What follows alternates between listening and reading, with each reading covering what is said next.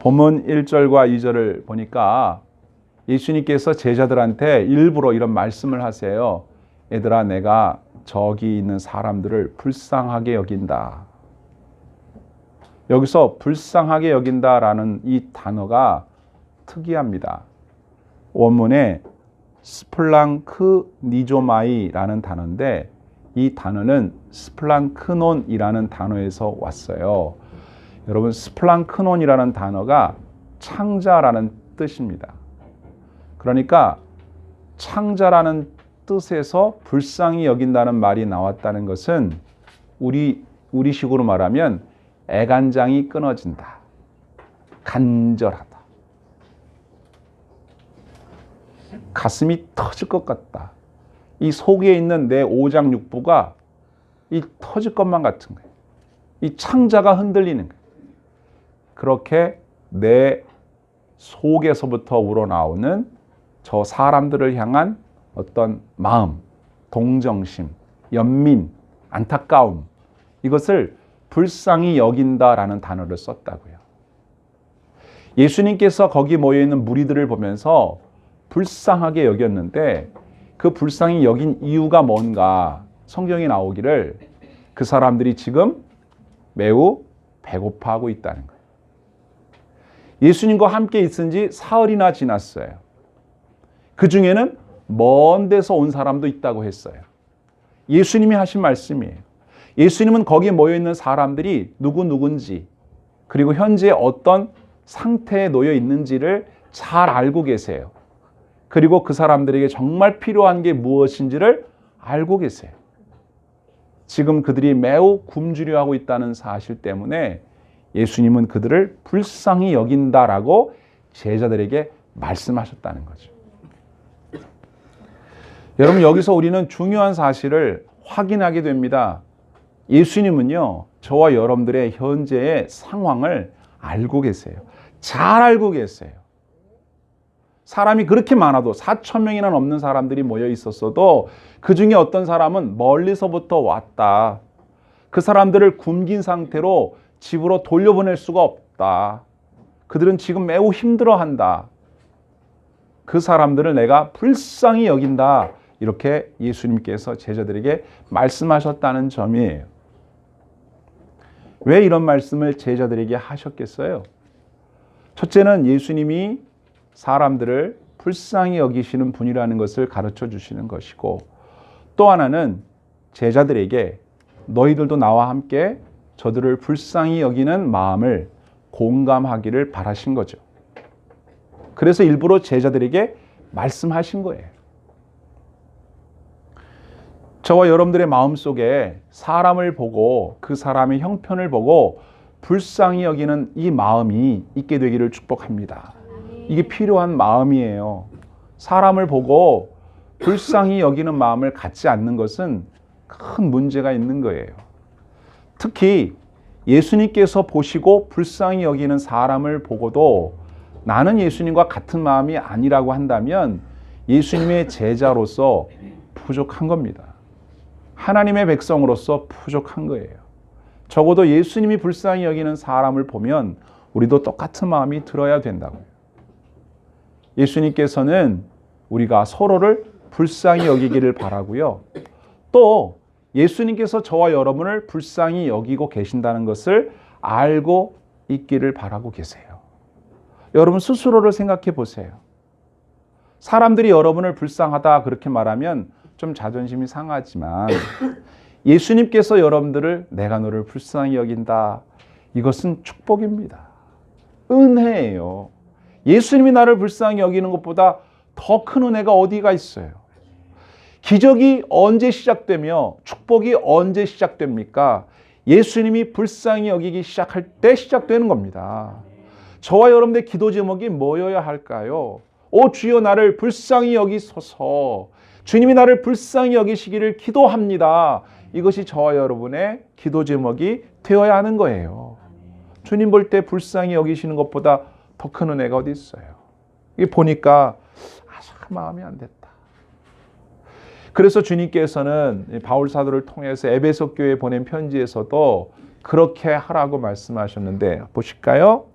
에베소 4장 32절에 이렇게 하라고 말씀하십니다. 서로 친절하게 하며 불쌍히 여기며 서로 용서하기를 하나님이 그리스도 안에서 너희를 용서하심과 같이 하라. 아멘. 내 모든 형편을 다 아시는 주님께서 우리의 형편을 불쌍히 여기시듯이 우리가 다른 사람을 보면서 그 사람의 형편을 알아보고 예수님의 마음으로 그들을 긍휼히 여긴다면 우리 하나님께서 기뻐하실 겁니다. 그렇게 살아가도록 말씀하시는 거예요. 저와 여러분들의 마음속에 이 예수님의 마음이 품어지기를 주의 이름으로 축원합니다. 아멘. 특히 여러분 가족끼리도 서로 불쌍히 여기셔야 돼요. 가까운 사람들일수록 우리가 서로에 대해서 잘 안다면 그 사람의 그 형편과 처지를 보면서 안타깝게 여기는 마음이 있어야 돼요. 그런 마음이 없으면 안 돼요. 네, 오늘날 우리의 마음속에 이렇게 냉정함이 있고 또 그 사람들의 삶의 형편과 여건에 대해서 무관심하고 거기에 대해서 우리들이 주님의 마음으로 바라보지 않는다면 주님이 원하시는 그 사랑의 공동체는 이룰 수가 없는 거죠. 여러분들의 가정에도 우리 교회에도 여러분들의 친인척이나 친구들 사이 속에도 서로를 바라보면서 막 이렇게 비판하고 내리깎고 또 막 폭로하고 그런 모습이 아니라 서로를 향하여 불쌍히 여기는 마음을 가져야 하나님의 은혜가 거기에 임하고 긍휼히 여기는 자가 긍휼히 여김을 받는 것입니다. 저와 여러분들이 용서하고 용서받는 거예요. 여러분들이 사람들을 불쌍히 여길 때 주님께서도 여러분들을 불쌍히 여기시는 거예요. 그 마음이 마음속에 있을 때 주님이 원하시는 사랑이 시작되는 겁니다. 저 여러분들의 마음속에 그 사랑이 있게 되기를 다시 한번 축원합니다. 아멘. 그런데 여러분 제자들은 어땠을까요? 지금 말씀드린 대로 제자들도 예수님의 마음을 공감하고 예 맞아요 예수님 우리도 사실은 넉넉히 시간이 바빠서 먹지 못하고 가진 것이 없어서 충분히 못 먹었지만 저분들을 보니까 정말 불쌍하네요. 이랬으면 얼마나 좋겠어요. 그리고 저 사람들을 어떻게든지 먹일 수 있다면 좋겠는데 예수님 어떻게 하면 좋을까요? 이랬다면 제자들이 얼마나 예뻤겠어요. 근데 제자들은 반응이 그렇진 않아요. 냉정하게 말합니다. 오늘 4절 말씀을 볼까요? 이렇게 대답을 하죠. 4절에 제자들이 대답하되 이 광야 어디서 떡을 얻어 이 사람들로 배부르게 할 수 있으리까? 예수님은 그들을 보고 불쌍히 여겨서 굶겨서 못 보낼 것 같다 얘들아 이렇게 얘기했을 뿐이에요. 제자들 보고 빵 구해오라고 하신 적 없어요. 우리가 다 아는 얘기지만 예수님이 다 알아서 할 거예요. 근데 자기들에게 구해오라고 한 것도 아니라 공감하기를 바랬는데 제자들은 냉정하게 얘기합니다. 어디서 이 많은 사람 먹을 걸 구하겠습니까? 말도 안 되는 소리 하지도 마세요. 예수님 그 마음 이해는 합니다마는 마음뿐이지 불가능한 일입니다. 이 사람들을 도울 수는 없습니다. 이렇게 냉정한 공감하지 못하는 대답을 했다는 점이 안타까운 거예요. 성경을 읽으면서 그 제자들을 통해서 우리의 모습을 보게 됩니다. 그러면 안 되는데 우리가 그러고 살아요.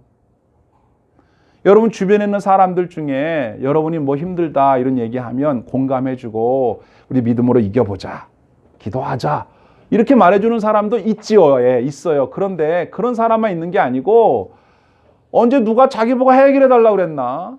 냉정하게 야 그건 안 돼. 너 끝났어. 망했어. 너는 이제 망했다 이제. 언제 해결해달라고 부탁한 적도 없는데 그냥 공감만 해주면 되는데 가슴에 비수를 꽂는 소리를 하는 사람들이 많아요. 그러면 안 돼요. 예수님이 말씀하시는 이 말씀에 공감하지 못한 제자들은 자기들이 엄청 지혜롭다고 생각하면서 어디 가서 이 많은 사람들 먹을 걸 구해오겠어요. 그런데 여기에 중요한 이야기가 있습니다. 그래서 원문을 읽어보면 우리 개역 성경에 해석하지 않고 생략해버린 단어가 있는데요. 그건 부정대명사 티스라는 헬라어입니다.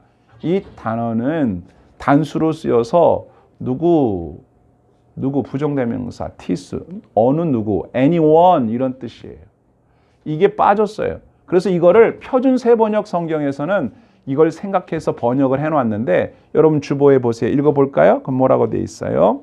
표준세번역에 제자들이 대답하였다. 이 빈들에서 어느 누가 무슨 수로 이 모든 사람이 먹을 빵을 장만할 수 있겠습니까?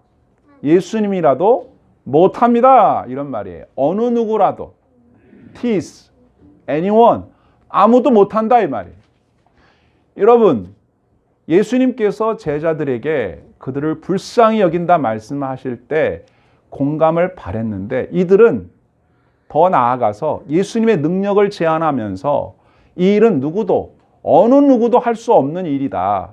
어디서 이 많은 사람 먹을 빵을 구하겠느냐? 불가능한 일이다. 안 될 일이다. 그냥 딱 잘라버립니다.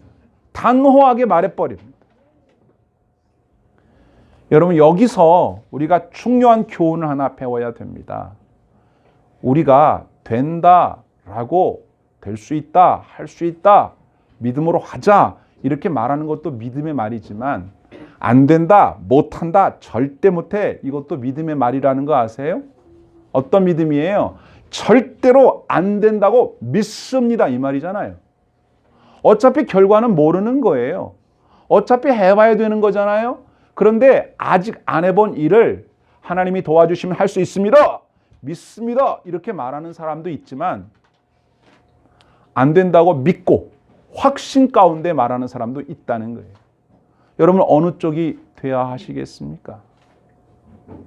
할 수 있다. 하면 된다. 나는 부족해도 나는 약해도 주님이 도와주시면 할 수 있다. 그렇게 말하는 분이 되시기를 축원합니다. 그러고 안 되면 할 수 없는 거예요. 그런데 될지 안 될지도 모르면서 자기가 뭘 한다고 안 된다고 딱 잘라 말합니다. 절대 안 돼. 심하면 뭐라고 그래요? 이게 되면 내 손에 장을 지진다. 지지지도 않으면서. 여러분 여기에 악한 마귀의 아주 기가 막힌 악한 마귀의 전략이 숨어 있는 거예요. 저를 한번 따라해 주시겠습니까? 믿음의 말을 하자. 긍정적인 말을 하자. 할 수 있다고 말하자. 된다고 말하자. 주님이 함께 하시면 됩니다. 그렇게 말하는 입술이 되시기를 축복합니다. 안 된다고 하지 마세요. 그냥 모른다고 하세요. 차라리. 안 돼 그러지 말고 잘 모르겠다고 하세요. 모르니까. 제가 영화 명랑을 보면서 두 가지 대사가 기억나는데 그 중에 한 대사가 바로 뭐냐면 이순신 장군이 부하에게 어떤 명령을 내리니까 부하 장군이 장군 그것은 어렵습니다. 그것은 곤란합니다. 이렇게 대답을 하니까 그 이순신 장군이 뭐라고 하신지 아십니까? 이렇게 얘기했습니다. 된다고 하게. 할 수 있다고 하게. 그 최민식 씨가 열연을 했잖아요. 된다고 대답하라 이거예요. 내가 지금 너에게 명령을 하는데 안 된다고 하지 말고 된다고 대답해라 이거예요. 할 수 있다고 대답하라 이거예요. 그러니까 그 장수가 예 장군 할 수 있습니다. 됩니다. 그래서 하잖아요. 사실은 이순신 장군도 잘 몰랐겠죠. 그런데 그 상황에서 무조건 돼야만 되는 거예요. 안 되면 안 되는 거예요. 여기서 밀리면 안 되기 때문에 간절함으로 된다고 말하게 했던 거거든요. 그런데 우리는 그와 같은 애국 충정에서 나온 된다고 말하는 긍정적인 태도에서 말이 아니라 전능하신 하나님, 천지를 창조하시고 사람의 생사복을 주관하시는 우리 주님을 믿는 믿음에 근거해서 말하자는 겁니다. 믿는 자에게 능치 못함이 없느니라. 된다고 하게. 할 수 있다고 말하게. 저와 여러분의 마음속에 이 믿음이 회복되기를 축복합니다. 용기를 가지셔야 돼요. 예수님께서 그렇게 말씀하셨을 때에 제자들이 이렇게 단호하게 부정적으로 불신앙적으로 대답을 함으로 인해서 그들의 마음속에 있는 무지함과 둔함과 불신앙이 어떤 것인지를 나타냈고, 바로 이 본문을 기록한 마가는 이걸 우리에게 고발하고 있는 거예요. 우리가 이 말씀을 읽으면서 반면교사로 배워야겠다. 우리는 이렇게 하면 안 되겠구나. 누가 무슨 말 하면 그렇게 대답하지 말자. 하자고 하자. 여러분들의 자녀들이 무슨 이야기를 하면 그렇게 대답해 주십시오. 그래, 한번 해보자. 할 수 있을 거야. 우리가 최선을 다해서 노력해 보자꾸나. 그리고 기도해 보자. 그렇게 된다고 말씀하세요. 그리고 열심히 했는데 안 되면 다음에 우리 또 도전해 보자. 이렇게 얘기하면 될 것을, 이야기하는 그 말을 다 끝까지 들어도 보지 않고 안 돼, 못해, 너는 할 수 없어, 그렇게 하면서 그 아이의 말을 확 꺾어버리면 그 부모의 말대로 안 되는 게 좋은 거잖아요. 사실은 말대로 돼도, 부모의 말대로 돼도 내 자녀의 일이 잘 안 된 거니까 좋을 게 하나도 없는데도 우리가 그저 본능적으로 부정적으로 말하는 것이 입에 딱 붙어가지고 그렇게 말하는 경우가 너무 많다 이 말이에요. 그렇게 말하는 것은 하나님을 기쁘시게 할 수가 없습니다. 믿음이 없이는 하나님을 기쁘시게 할 수 없다 생각하시고, 믿음을 가지고 모르면 모른다고 하시되 차라리 모른다고 할 바에 된다고, 할 수 있다고, 그렇게 말을, 긍정적이고 믿음의 말을 할 수 있게 되기를 다시 한번 주의 이름으로 축원합니다. 아멘. 이제 제자들이 그렇게 말을 했지만 예수님께서는 다른 말씀 안 하시고 제자들에게 이렇게 물어보십니다. 너희들에게 떡이 몇 개나 있느냐? 안 된다, 못한다, 그런 말은 그만두고 너희에게 떡이 몇 개나 있는지 확인이나 해봐라. 제자들이 7개 정도 있습니다. 물고기는 한 2마리 있습니다. 이제 작은 것으로 2마리니까 2마리보다 많을 수도 있고 적을 수도 있죠. 그러니까 7개의 떡과 물고기 2마리 가지고 뭘 하겠는가, 이렇게 생각을 하겠지만은, 이것이 예수님께 들려졌을 때에 우리가 이미 알다시피 놀라운 역사가 일어나지 않습니까? 주님은요, 왜 7마리밖에 없냐? 그렇게 얘기 안 하셨어요. 더 없어? 더 좀 모아봐. 이거 가지고 되겠어? 그렇게 얘기 안 하셨어요. 몇 마리 있냐 물어봤고 7마리 있다고 그러니까 예수님은 곧바로 얘기하시죠. 사람들 땅에 앉으라 그래라. 땅에 앉아라. 여기서 앉아라는 말은 밥 먹을 준비하라는 얘기입니다. 유대 사람들 기대어 눕는 그런 몸 동작을 말하는 거거든요. 이렇게 그냥 이렇게 앉는 게 아니고요. 아직 먹을 게 없는데 식사 준비를, 먹을 준비를 하라는 거예요. 그러니까 제자들은 예수님이 명령하신 대로 사람들 그렇게 앉게 하고 하나님 앞에 감사의 기도를 드리십니다. 여기서 축사라고 하는 것은 식사할 때 주님의 은혜를 잊지 않습니다. 먹을 걸 주신 은혜를 잊지 않습니다. 감사의 기도를 드린 다음에 떡을 떼어서 나누기 시작합니다. 아니, 몇 개 되지도 않는 걸 또 나눠. 콩 한 쪽을 나누듯이 자꾸 나눠요. 그리고 나눠줘라. 그랬는데 사람이 4,000명이나 먹었다. 물고기도 그렇게 나누어 주었더니 먹었다. 여러분, 제자들은 뭘 했습니까? 나누어 주라고 해서 나눠준 것밖에 한 게 없어요. 4,000명이 넘는 사람들을 배부르게 먹게 한 건 누구예요? 예수님이 하신단 말이에요. 여기서 우리는 착각하지 말아야 할 중요한 포인트를 찾아야 되는데, 우리가 무슨 일을 한다고 생각하지만 사실은 우리가 하는 건 없어요. 하나님이 다 하시는 거예요. 우리는 내가 가지고 있는 게 뭔지 물어보시면 대답하면 되는 거고, 주님은 그걸 가지고 하신다고요. 우리는 심부름만 하는 거예요. 우리가 하는 일을 주님이 도와주시는 것이 아니라 주님이 하시는 일에 우리가 쓰임을 받는 겁니다. 주님이 하시는 일에 거들어요. 심부름을 할 뿐이에요.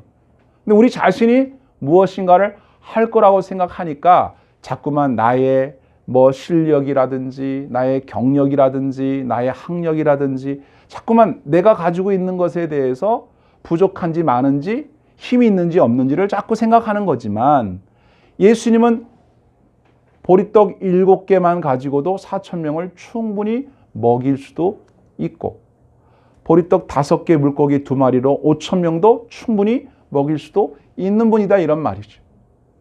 주님의 능력을 바라보면 우리가 딱히 할 일이 없어요. 그런데도 불구하고 주님이 우리에게 너에게 얼마의 떡이 있냐고 물으시는 이유는 뭘까요?